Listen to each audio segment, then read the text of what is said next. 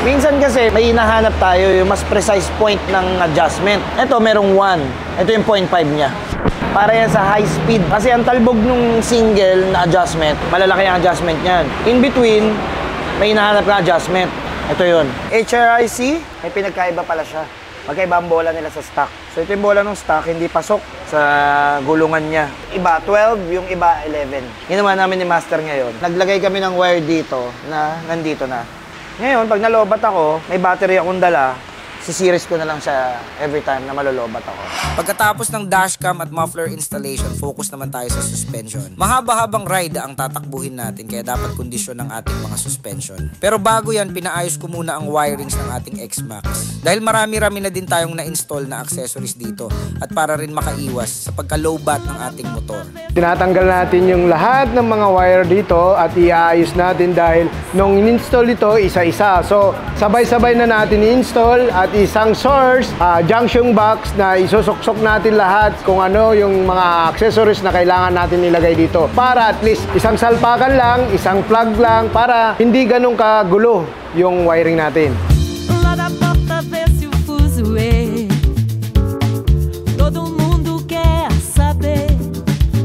Bili tayo battery bago. Tsaka ano, request ko, lagyan mo ng foam to. Palagay ko kaya rin nag-disconnect to. Tsaka may konting may corrosion eh. Kaya, ganun kasi yun eh. Pag may contact yung kuryente, tapos loose, kakaroon ng ano yun, ng friction. Doon na nag-umpisa at mag-lost contact. Habang inaayos natin ang wirings ng ating X-Max, papalitan na din natin ang rear suspension nito. At ang ilalagay natin syempre ang 1-of-1 race power for X-Max. Sabay na din natin ang paglilinis ng ating preno. 1,300 kilometers ang tatakbuhin natin kaya kailangan maintained ang ating preno. Medyo natatagtagan ako sa front suspension ng X-Max kaya i-repack na din natin ito. Pinaklas na natin yung front shock ng X-Max para mapalitan natin yung langis kasi ang dumi na yung langis. Ito yung pinagsalaan namin. Oh. So kailangan na talagang i-repack at mabago at kailangan din ma-check yung mga spring.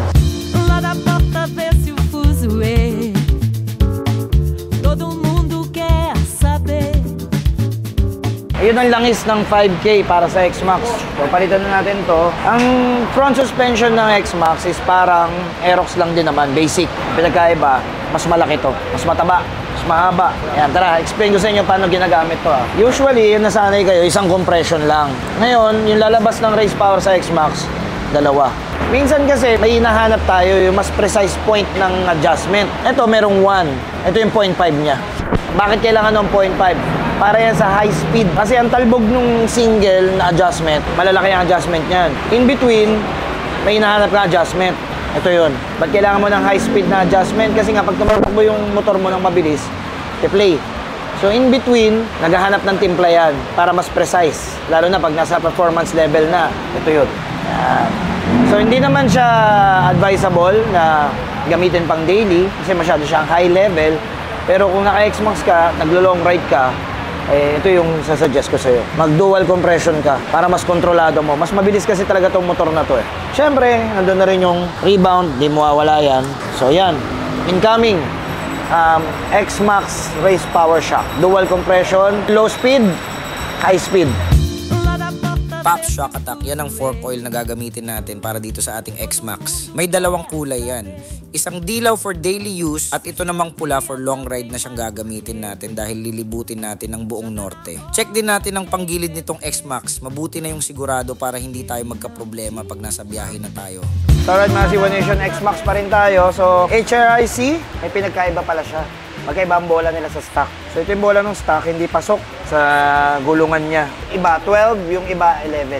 Ginawa namin ni Master ngayon. Naglagay kami ng wire dito na nandito na. Ngayon, pag nalobat ako, may battery akong dala, si-series ko na lang siya every time na malolobat ako. So just in case lang, mabuti ng handa. Next is, ito, ilaw. Dati may ilaw to, mini driving light. Ang problema ko, mahina. So, pinalitan natin ng Senlo. Ito yung T1, ito yung nakakabit dun sa Montero natin. So mamaya, iusog pa ito ni Master eh. Masyado kasing tight. Pag dinikit ko to, tatamaan siya ng ilaw. So didilim lang din. Junction box, okay na. Tapos may gagawin pa sila rito bracket para sa lalagyan natin ng 360 dito yung mamount. Gagawa ng bracket dito patagos. Kaya after mailagay ang ilaw, matimpla ang suspension, makapaglagay ng bracket, handa na si V-Tour para sa gaganaping North Loop ng 01 Squad.